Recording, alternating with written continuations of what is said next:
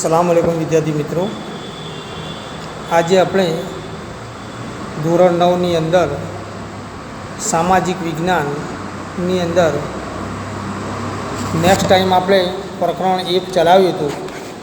એની અંદર ઘણા ખરા મુદ્દા આપણે લીધા હતા. ગયા વિડીયોની અંદર આપણે ભારતમાં આવવાના જળમાર્ગની શોધ નકશા સહિત તમને જણાવ્યું હતું કે કેવી રીતે ભારતનું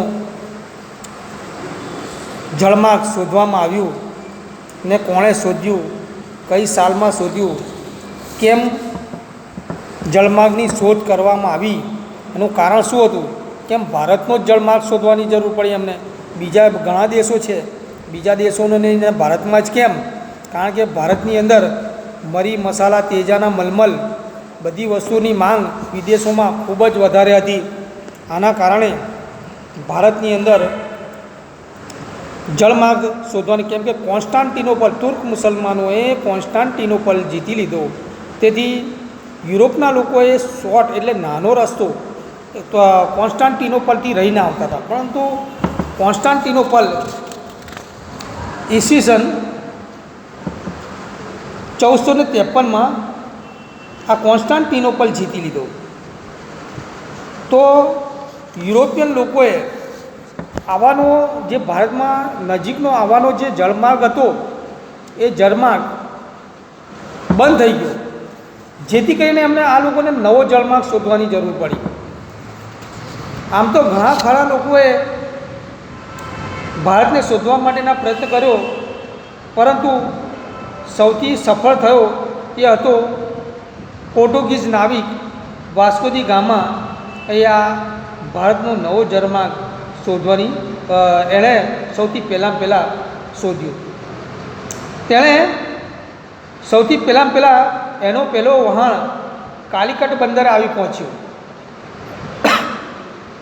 કાલિકટની અંદર ત્યાંનો રાજા સામુદ્રિકે, એટલે આપણે એને ત્યાંની સ્થાનિક ભાષામાં જામોરીન રાજાએ એને આવકાર્યો અને વેપાર કરવાનો સૌથી પહેલાં પરવાનો અહીંયા કાલિકટના બંદરથી શરૂઆત થઈ. અને ત્યાર પછી ધીમે ધીમે સૌથી પહેલાં જો ભારતમાં વિદેશોમાંથી આવનારી પહેલી પ્રજા હતી, સૌ પ્રથમ પોર્ટુગીઝ, એટલે આપણે એને ફિરંગીઓ તરીકે ઓળખવામાં આવે છે. પોર્ટુગીઝોએ 100 વર્ષના સમયગાળામાં દીવ, દમણ, ગોવા, કોચીન, મલાક્કા વગેરે પ્રદેશો પર પોતાનું નિયંત્રણ લાદી દીધો. એટલે આ વિસ્તારોની અંદર આ લોકોએ, પોર્ટુગીઝોએ વેપાર કરવાની શરૂઆત કરી દીધી. આ લોકોની સફળતાથી પ્રેરાઈને હોલેન્ડના ડચ, એટલે આપણે અહીંયા વલંદા કહીએ છીએ, ડેનમાર્કના, આપણે એને ડેનિશ તરીકે ઓળખવામાં આવે છે, એવી રીતે ઇંગ્લેન્ડના અંગ્રેજો આ લોકો ધીમે ધીમે આપણા દેશની અંદર પ્રવેશતા ગયા અને આખા ભારતની અંદર આ લોકોએ કબજો કર્યો. સૌથી પહેલાં મુખ્ય એમનો આશય હતો કે અહીંયાની મરી, મસાલા, તેજાના ગળી, મલમલ, રેશમી કાપડ આ બધું વિદેશોમાં લઈ જઈને વેચતા હતા. હવે શું થયું કે આ લોકોએ કાચો માલ આપણા દેશમાંથી લઈ જઈ વિદેશોની અંદર, ઉદ્યોગોની અંદર પ્રોસેસ કરી અને પાકો માલ બનાવી અને પાછો ભારતની અંદર લાવી અને મોંઘા ભાવે વેચવાની શરૂઆત કરી. એટલે ભારતના ભોગે ઇંગ્લેન્ડ સમૃદ્ધ બન્યો. ત્યાર પછી આપણે જોયું કે ભારતમાં યુરોપિયન પ્રજાનું ધીમે ધીમે આગમન થયું. હવે પછી એના પછી મેં તમને લાસ્ટ ટાઈમ કીધું હતું કે પ્લાસીનું યુદ્ધ જોઈશું. તો પ્લાસીનું યુદ્ધ બંગાળમાં સિરાજુદ્દૌલાનું શાસન હતું, જ્યાં બાંગ્લાદેશની બાજુમાં નાનકડું બંગાળ છે, એ બંગાળની અંદર સિરાજુદ્દૌલાનું શાસન ચાલતું હતું. તેના ઉતાવળિયા સ્વભાવને કારણે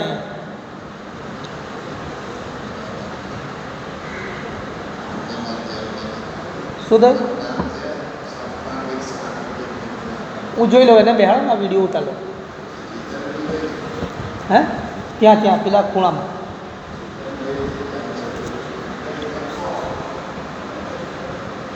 બંગાળની અંદર સિરાજુદ્દૌલાનું શાસન હતું. તેના ઉતાવળિયા સ્વભાવના કારણે રાજ્યમાં તેના કેટલાક વિરોધીઓ પણ હતા. આ બંગાળની અંદર સિરાજુદ્દૌલાનું શાસન તો હતું જ, પરંતુ એનો સ્વભાવ કેવો હતો? ઉતાવળી, કે કોઈ પણ ડિસિઝન વિચાર્યા સમજ્યા વગર જ ડાયરેક્ટ ડિસિઝન લઈ લેતો હતો, કે એના કારણે રાજ્યની અંદર ઘણા એના દુશ્મનો પણ હતા. આ સમયમાં બ્રિટિશ ઈસ્ટ ઇન્ડિયા કંપનીએ નવાબની પરવાનગી લીધા વિના કોલકાતામાં રક્ષણના બહાને વેપારી કોઠીઓને ફરતે કિલ્લેબંધી કરી. અહીંયા બ્રિટિશ ઈસ્ટ ઇન્ડિયા કંપનીએ શું કર્યું કે નવાબની એટલે સિરાજુદ્દૌલાની પરવાની લીધા વગર જ એમણે જે વેપારી કોઠીઓ સ્થાપી હતી એ વેપારી કોઠીઓની અંદર એમણે કોઠીઓને ફરતે કિલ્લેબંધી એટલે લશ્કર ત્યાં ગોઠવી દીધો. પરંતુ નવાબ સિરાજુદ્દૌલાએ કિલ્લેબંધી તોડી નાખી. કેમ સિરાજુદ્દૌલાએ કિલ્લેબંધી તોડી નાખી? એનું કારણ શું હતું? કારણ એક જ હતું કે નવાબની પરમિશન લીધા વગર જ આ અંગ્રેજોની જે કોઠીઓ હતી એ કોઠીઓ ઉપર એમનું લશ્કર ઈસ્ટ ઇન્ડિયા કંપનીનું લશ્કર ગોઠવી દીધું. તો આ નવાબે આ ઈસ્ટ ઇન્ડિયા કંપનીને જે લશ્કર હતું એ લશ્કરને હરાવી અથવા કાઢી મૂકવામાં આવ્યો. કોણે કાઢી મૂક્યો? સિરાજુદ્દૌલાએ. આ સમાચાર મદ્રાસ એટલે આપણે એને ચેન્નાઈ કહીએ છીએ પહોંચતા જ કોલકાતાની કોઠીઓનો સહાય કરવા રોબર્ટ ક્લાઇવે આગેવાની નીચે કંપનીનું એક નાનકડું સૈન્ય બંગાળ મોકલ્યું. હવે આ મેસેજ કોલકાતા રોબર્ટ ક્લાઇવને ખબર પડી તો રોબર્ટ ક્લાઇવે એક નાનકડી લશ્કરી ટુકડી બંગાળની અંદર મોકલી દીધી. ઈસ્ટ ઇન્ડિયા કંપનીનું સૈન્ય શક્તિશાળી હોવા છતાં નવાબના સૈન્યને પરાજય આપવા સરળ ન લાગતા રોબર્ટ ક્લાઇવે દગાખોરીનો આશરો લીધો. હવે રોબર્ટ ક્લાઇવે લશ્કર તો મોકલ્યો, પરંતુ લશ્કરની અંદર એવું લાગ્યું કે લશ્કર આમ શક્તિશાળી તો હતો જ, ઈસ્ટ ઇન્ડિયા કંપનીનો અંગ્રેજો શક્તિશાળી તો હતા જ, પરંતુ એને એવું શક ગયો કે કદાચ મારું લશ્કર હારી જશે. તેણે દગરખોરીનો આશરો લીધો. અંગ્રેજોનું એમનાથી જીતાય નહીં, એમનાથી કોઈ કામ સરળ ના થાય અથવા એમનાથી કામ કોઈ થતું ન હોય તો તે સમય દરમિયાન અંગ્રેજોની એક નીતિ જ હતી કે એમનાથી દગાથી કામ કરાવવું. તો અહીંયા પણ એવું કર્યું કે કોલકાતાની અંદર રોબર્ટ ક્લાઇવે દગાખોરીનો આશરો લીધો. નવાબને પરાજય આપવા ષડયંત્ર ઘડી કાઢવામાં આવ્યો. આ નવાબ કોણ? નવાબ સિરાજુદ્દૌલાને સિરાજુદ્દૌલાને હરાવવા માટે એક ષડયંત્ર ઘડી કાઢવામાં આવ્યું. એમાં શું કર્યું કે જેના સેનાપતિ મીર જાફરને શેઠ અમીચંદને કાવતરામાં સામેલ કર્યા. એણે રોબર્ટ ક્લાઇવે શું કર્યું કે એનો સેનાપતિ, કોનો સેનાપતિ? સિરાજુદ્દૌલાનો સેનાપતિ હતો મીર જાફર અને બીજો હતો અમીચંદ. આ અમીચંદને ઈસ્ટ ઇન્ડિયા કંપનીની અંદર સામેલ કરી દીધો. એટલે ઈસ્ટ ઇન્ડિયા કંપનીની પક્ષે બનાવી લીધો. લોભ લાલચ રાજપાટ આપવાના બહાને આ લોકોને પોતાના અંડરમાં લઈ લીધા. કોને? મીર જાફરને, શેઠ અમીચંદને. અને કંપનીએ નવાબ કનગઢ કરે છે તેવા બાના નીચે પ્લાસી નામના ગામમાં પાસેના મેદાનમાં યુદ્ધ જાહેર કર્યું. હવે આ લોકોને યુદ્ધ કરવા માટે એક બહાનું શોધ્યું. કેવું બહાનું શોધ્યું કે કંપનીના જે કામગીરી છે એ કામગીરીની અંદર સિરાજુદ્દૌલા કનગઢ એટલે કે આડકતરી રીતે એને હેરાન કરે છે એવા બહાના હેઠળ ઈસ્ટ ઇન્ડિયા કંપનીએ પ્લાસી નામના ગામની અંદર પ્લાસીના મેદાનની અંદર યુદ્ધ જાહેર કરવામાં આવ્યું. હવે યાદ રાખો વિદ્યાર્થી મિત્રો, પ્લાસીનું યુદ્ધ પરીક્ષાની અંદર પૂછવામાં આવશે કે પ્લાસીનું યુદ્ધ ક્યારે થયું. જો એક લીટીમાં જવાબ આવે તો, ખાલી જગ્યામાં આવે તો પણ તમે લખી શકો કે પ્લાસીનું યુદ્ધ 23 જૂન 1757ના રોજ લડાયું હતું. યાદ રાખજો વિદ્યાર્થી મિત્રો કે પ્લાસીનું યુદ્ધ ક્યારે થયું તો 23 જૂન 1757ના રોજ લડાયું હતું. પ્લાસીનું મેદાન મુર્શિદાબાદ એટલે કે પશ્ચિમ બંગાળની અંદર પશ્ચિમ બંગાળથી આશરે 38 કિલોમીટરના અંતરે આવેલું છે. પૂર્વ યોજના અનુસાર મીર જાફર યુદ્ધમાં નિષ્ફળ રહ્યો. આ પૂર્વ યોજના મુજબ આ મીર જાફર કેમ કે નિષ્ફળ કેમ? કારણ કે એ કોનો માણસ હતો? મીર જાફર ઈસ્ટ ઇન્ડિયા કંપનીનો માણસ હતો. ઈરાદાપૂર્વક એ યુદ્ધની અંદર ઈરાદાપૂર્વક એ લડ્યો નહીં. લશ્કર કોનો હતો? સિરાજુદ્દૌલા. અને એનો સેનાપતિ કોણ હતો? મીર જાફર. તો મીર જાફર ઈરાદાપૂર્વક અંગ્રેજો સામે જાણી જોઈને લડ્યો નહીં અને નિષ્ફળ રહ્યો. તેથી સિરાજુદ્દૌલાની હારી ગયો. આના કારણે મીર જાફરના કારણે જ સિરાજુદ્દૌલાની હાર થઈ. ક્લાઈવના કાવતરાથી પ્લાસીનું યુદ્ધ માત્ર અડધા દિવસમાં જ પૂરું થયું. આ ક્લાઈવનું કાવતરું હતું, એટલે એને દગાખોરી કાવતરા કર્યા હતા. એ કાવતરાના કારણે અડધા દિવસની અંદર, એટલે કે 4-5 કલાકની અંદર જ આ યુદ્ધ પૂરું થયું. અને કોણ હાર્યું? સિરાજુદ્દૌલા. આ યુદ્ધથી ઈસ્ટ ઇન્ડિયા કંપનીને 24 પરગણાની જાગીર મળી. અને આ યુદ્ધના કારણે ઈસ્ટ ઇન્ડિયા કંપનીને સૌથી પહેલાં 24 પરગણા વિસ્તાર હતો, એ વિસ્તારની જાગીર ઈસ્ટ ઇન્ડિયા કંપનીને મળી.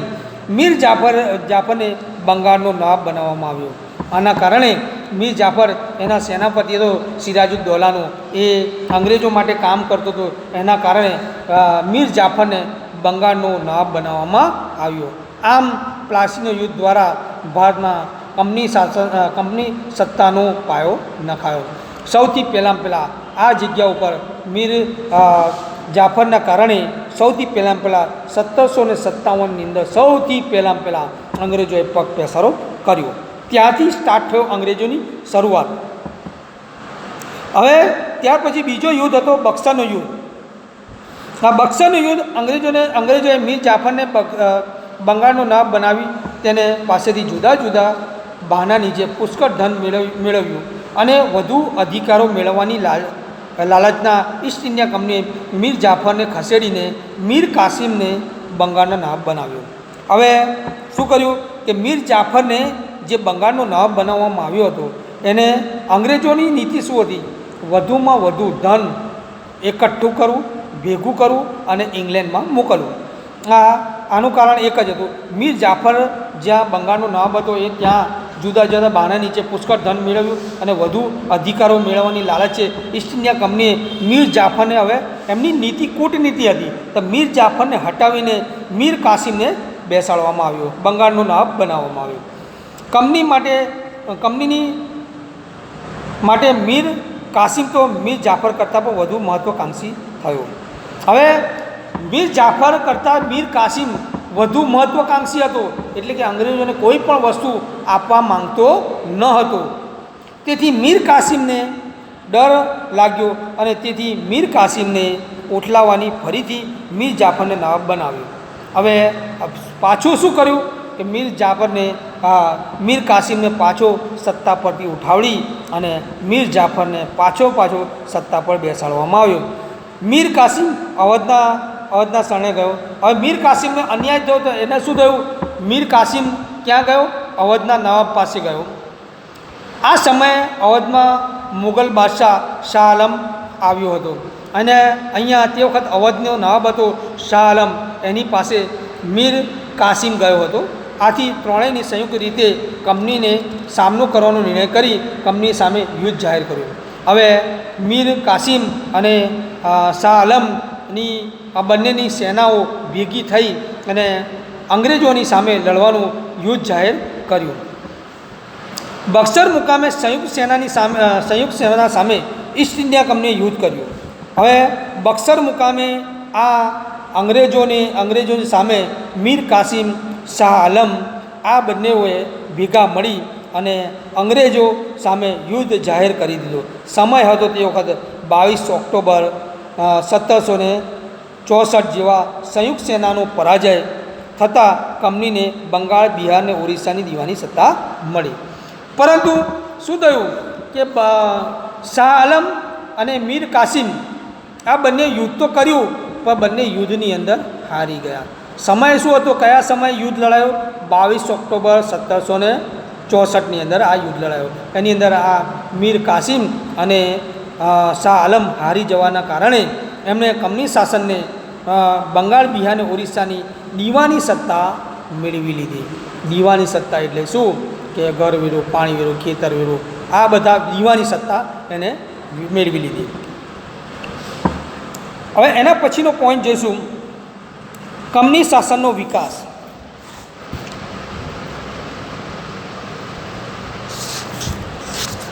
કંપની શાસનનો વિકાસ હવે ધીમે ધીમે થવા માંડ્યો, કેમ કે બંગાળ, બિહાર અને ઓરિસ્સાની સૌથી પહેલાં એમને દીવાની સત્તા મળી ગઈ. હવે ધીમે ધીમે કંપની શાસન મજબૂત બનતો ગયો. હવે કંપની શાસનનો વિકાસ થયો.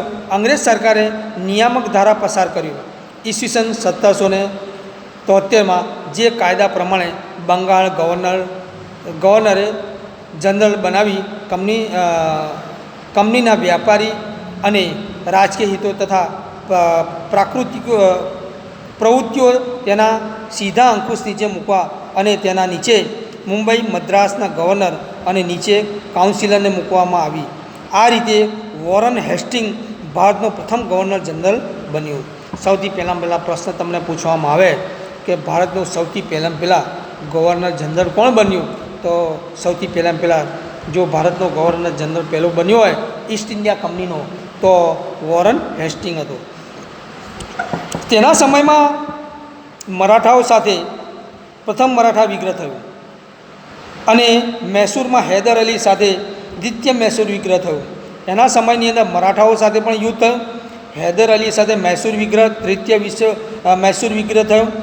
આ બંને સત્તાઓને એક સાથે સામનો કરતા ઈસ્ટ ઇન્ડિયા કંપનીની મુશ્કેલીઓ વધી. આ બંને સત્તાઓ સામે એક સાથે યુદ્ધ કરવામાં આવ્યું, એના કારણે ઈસ્ટ ઇન્ડિયા કંપનીની વધુને વધુ મુશ્કેલીઓ વધી. કેમ કે યુદ્ધ એમને એમ લડાતું નહીં ભાઈ, ઘણા લશ્કરોનો નાશ થાય છે, ઘણા આર્થિક રીતે પણ ઈસ્ટ ઇન્ડિયા કંપનીનો આર્થિક રીતે પણ નાશ થાય છે, ઘણો ખર્ચો થાય છે. કેમ કે એની અંદર લશ્કરને રહેવાનું, ખાવાનું, તેમજ હથિયારો, દારૂ, ગોળા વગેરે વગેરે બહુ ખર્ચા થાય છે. તેથી ઈસ્ટ ઇન્ડિયા કંપનીની મુશ્કેલી વધી. તે વખતે બે યુદ્ધ લડ્યા. પહેલો યુદ્ધ પ્રથમ મરાઠા વિગ્રહ અને બીજું હૈદર અલી સાથે દ્વિતીય મૈસૂર વિગ્રહ થયો. વોરન હેસ્ટિંગ બાદ ગવર્નર જનરલ તરીકે કોર્નવાલિસ આવ્યો. હવે ગવર્નર જનરલ વોરન હેસ્ટિંગ પછી કોર્નવાલિસ આવ્યો. તેના સમયમાં મૈસૂરના વાઘ તરીકે જાણીતા ટીપુ સુલતાન સાથે ત્રીજો મૈસૂર વિગ્રહ થયો. એના સમયે કોર્નવાલિસના સમયે તે વખત હૈદર અલીનો પુત્ર એટલે ટીપુ સુલતાનની અંદર એને કહેવામાં આવતું, એને મૈસૂરનો શેર તરીકે મૈસૂરનો વાઘ તરીકે ઓળખવામાં આવતું. એને આ મૈસૂરનો ત્રીજો મૈસૂર વિગ્રહ થયો. ટીપુ સુલતાનને હરાવવા કંપનીએ મરાઠા અને નિજામની મદદ લીધી અને ત્રણેયની સંયુક્ત સેના સામે ટીપુ સુલતાનની હાર થઈ. આ કંપનીને શું થયું કે ટીપુ સુલતાનને એમને હરાવી શકાય તેમ નથી, તો કંપનીએ શું કર્યું કે કંપની શાસને નિજામોની પણ મદદ લીધી ને મરાઠાઓની પણ મદદ લીધી ને પોતે પણ રહ્યા. આ ત્રણેયની સંયુક્ત સેના ભેગી થઈ અને ટીપુ સુલતાન ઉપર હુમલો કરવામાં આવે, જેથી કરીને ટીપુ સુલતાનની હાર થઈ. તેને સંધિ સ્વીકારવાની ફરજ પડી અને આ કારણે તેમને સંધિ કેમ કે ટીપુ સુલતાનની હાર થવાના કારણે સંધિ પણ સ્વીકારવી પડી. કોર્નવાલિસ બાદ જ્હોન શોર ગવર્નર જનરલ બન્યો. હવે કોર્નવાલિસ પછી ગવર્નર બીજો નિમાયો અને જ્હોન શોર તરીકે ઓળખવામાં આવે છે. તે તટસ્થ નીતિના કારણે ઈસ્ટ ઇન્ડિયા કંપનીની પ્રતિષ્ઠા એક સાથે ઘટી, તો બીજી બાજુ મરાઠાઓ શક્તિશાળી બન્યા. એની તટસ્થ નીતિના કારણે ઈસ્ટ ઇન્ડિયા કંપનીની પ્રતિષ્ઠા ઘટી, જ્યારે એક બાજુ મરાઠાઓ શક્તિશાળી બનતા ગયા. આથી જ્હોન શોર પછી આવેલા ગવર્નર જનરલ વેલેસ્લી સાથે કંપનીએ ભારતમાં સર્વોપરી બનાવવાની જવાબદારી આવી. આ અંગે વેલેસ્લીએ સહાયકારી સૈન્ય યોજના દાખલ કરી. સહાયકારી યોજનાની શરતો અને અપનાવેલા રાજ્યો નીચે મુજબ છે.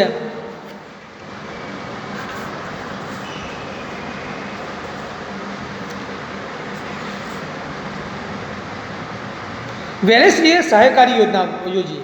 એની યોજના એવી હતી કે કંપની સરકાર તાલીમ પામેલો સૈન્ય યોજના સ્વીકારનાર રાજ્યને આપશે. આ સહાયકારી યોજનાની અંદર શું કીધું કે કંપની સરકાર જે તે રાજ્યને ભારતના જે રાજ્યો હતા જે જ્યાં ભારતીય રાજા રાજ કરતા હતા ત્યાં કંપની શાસન તાલીમ પામેલું સૈન્ય આપશે. આ સૈન્ય રાજ્યના આંતરિક અને બાહ્ય આક્રમણથી રાજ્યનું રક્ષણ કરશે. અને આ જે સૈન્ય છે રક્ષણ પામેલું, જે તાલીમ પામેલું જે સૈન્ય છે એ રાજ્યના અંદરના અને બહારના જે આક્રમણ છે એનામાં રક્ષણ આપશે. બીજી શરત એવી હતી કે તેના બદલામાં યોજના સ્વીકારનાર રાજાએ લશ્કરી ખર્ચ અથવા તેટલી આવક ધરાવતો પ્રદેશ અંગ્રેજોને આપવો. બદલામાં શું કર્યું કે લશ્કર તો આપશે. વેલેસ્લીની સહાયકારી યોજનાની અંદર પહેલી એવી હતી કે તાલીમ પામેલો લશ્કર આપવામાં આવશે. તે તાલીમ પામેલો લશ્કર જે રાજ્ય બહાર અને રાજ્યની અંદર જે યુદ્ધ થતા આક્રમણને રક્ષણ આપશે. પરંતુ બીજી શરત એવી હતી કે આ લશ્કરનો ખર્ચ અથવા તેટલી આવક ધરાવતા પ્રદેશોને અંગ્રેજોને આપવાના રહેશે. કંપનીની પરવાનગી વિના રાજ્ય અન્ય રાજ્ય સાથે યુદ્ધ કે સંધિ નહીં કરી શકે. આ કોઈ દેશ કંપનીની પરવાનગી, ઈસ્ટ ઇન્ડિયા કંપનીની પરવાનગી વિના રાજ્ય સાથે યુદ્ધ કે સંધિ કરી શકશે નહીં. એટલે કે આ અંગ્રેજોએ એવી નીતિ અપનાવી કે જે પાણી પણ પીવું હોય તો અંગ્રેજોને પૂછીને પાણી પીવું પડે, ખાવું હોય તો પણ અંગ્રેજોને પૂછી, એવી સહાયકારી યોજના અમલમાં મુકાવડાવી કોણે? ઈસ્ટ ઇન્ડિયા કંપનીએ. અને એનો ગવર્નર કોણ હતો? વેલેસ્લી. એ વેલેસ્લીની સહાયકારી યોજના હતી. ચોથી હતી નીતિ કે રાજ્યના દરબારમાં એક અંગ્રેજ પ્રતિનિધિ રાખવો. રાજ્યના દરબારની અંદર એક અંગ્રેજ પ્રતિનિધિ અંદર રાખવો. કેમ કે શું કરે છે શું નહીં, રાજા શું કરવા માંગે છે એની બધી દેખરેખ આ અંગ્રેજ અધિકારી રાખશે. અન્ય વિદેશને